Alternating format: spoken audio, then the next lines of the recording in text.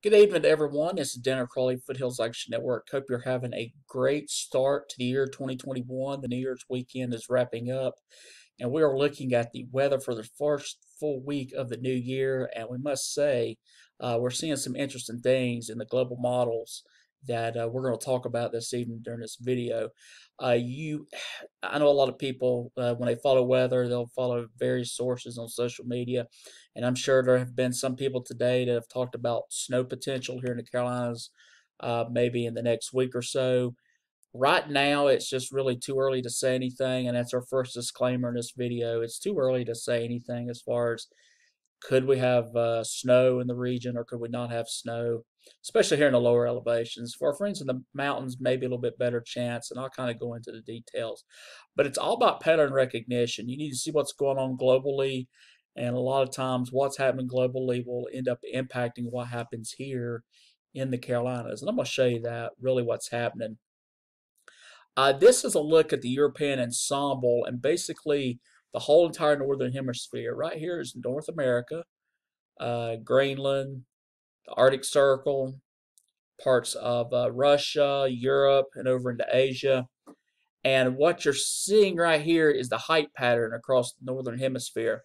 The brighter red colors are higher heights in the atmosphere, and the blue colors are your lower heights, your areas of lower pressure. Now, this is at about 10,000 feet in atmosphere. This is not the surface, but a lot of times what's happening at the 500 millibar level can have an influence on the path at which storms will move globally. So I wanted to show you this and just show you what's happening. This is currently this evening, and I want to get it into Tuesday morning. If you'll notice here across North America, it's a lot of a zonal top flow from west to east from the Pacific across most of the U.S. and then off the East Coast. And usually when you have a zonal flow, you have a fairly quiet weather pattern. The air of Pacific origin can be quite mild. Temperatures the first part of this week are probably going to be at or maybe a couple degrees above average.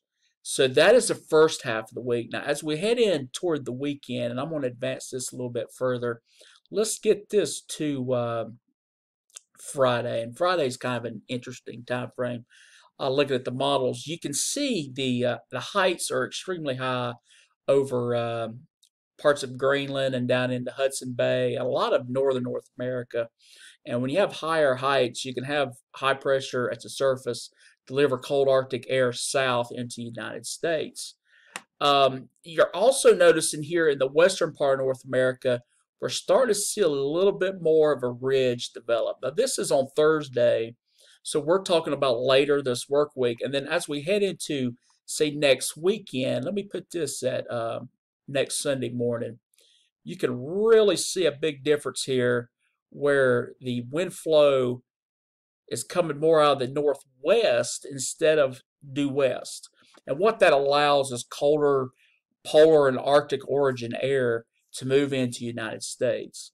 So it's really about pattern recognition. You have the Greenland block, and then if you have any kind of ridging off the west coast, that is really a good recipe to deliver a lot of cold air into the region. And then even past the current 7-day forecast period, you can really see the blocking taking hold and not really moving across northern North America. If you also notice here in the southern part of the country in the United States, the heights are lower than normal. So generally you're talking about the ability to have more low pressure in this part of the country. And this really could set the stage for an active weather pattern. Could be as early as the end of this upcoming weekend and then heading into the following week. And then after that, into the middle part of January, it could be cold, it could be stormy. And when you have that in January, you never know what that might lead to. So we're going to keep an eye on it. I'm going to show you kind of a look at the next specific system that we have coming. And this is, pull up the right maps here. And I'll pull up here to look at the United States. So this is currently what you're looking at, and this is off the European model. The next storm system of interest for us in the southern tier of the country will be a piece of energy that'll be moving onto the west coast tomorrow night and into Tuesday. So when we get into Tuesday, uh, this system will have a little bit more of a data sample, and it will incorporate itself into the models. So we'll know exactly what this system will be like. But as you can see, it breaks off, a piece of it breaks off and enters into the Rockies by Wednesday morning, and then it develops into an upper closed low as we head into Thursday across the southern plains and the Mid-South region. Now, meanwhile, you can also see the higher heights, the continued blocking that we talked about. When you have this, you're probably going to have some kind of high pressure to surface. Well, if that high pressure starts moving to the east and you have lower heights and lower pressure taking the southern route, then you've got the potential of a storm system in the southeast U.S. Uh, what kind of precipitation will it be? That's still way too early to determine. I would say the chances of precipitation are going to be pretty high as we get into Friday, and we'll keep this going through Friday and into Saturday, and it'll move off to the east.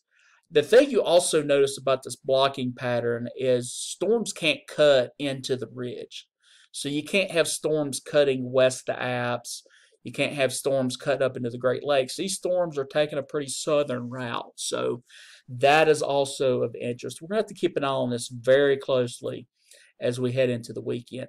I think for our friends in the mountains of Western North Carolina, maybe on Friday, there's a chance you could get some snow. Here in the lower elevations, again, way too early to determine that. Things have got to really pan out just right. So it's we got plenty of time on it. We've got a good 3 or 4 days to see how it evolves. But if we start seeing some more things that may be of interest as we head into this weekend, we'll definitely let you know about it. So that's what we're looking at for the weather right now. An interesting pattern with the blocking that's going to develop as we head into this week, and I think it'll stick with us for a good part of January. You know, it's interesting. We talked about in our winter forecast back in November that we thought the potential of us getting a blocking pattern could occur at some point in the winter, and it looks like it's going to happen. The last few years we've had blocking. It's actually occurred in the months of March and April, and what that has done is it's resulted in to cool and rainy patterns. But when you have it that late, there's usually not enough cold air to have winter weather. But when you start having them in January, the chances are definitely going to increase. So it's something we're going to keep an eye on. Nothing definite right now. But do not be at all surprised if you see forecast changes over the next week.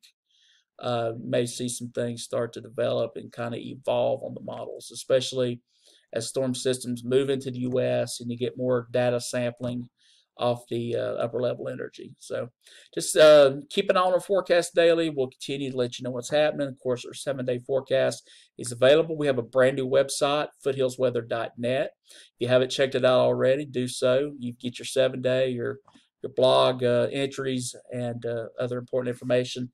And if you haven't already, we have this app, and it's a great app, folks. And we've talked about it over the last several months. Foothills Action Network.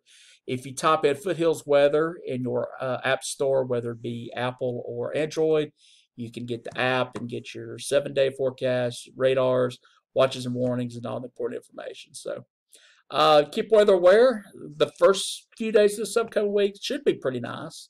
But something to watch maybe next weekend. At least some storminess in the region.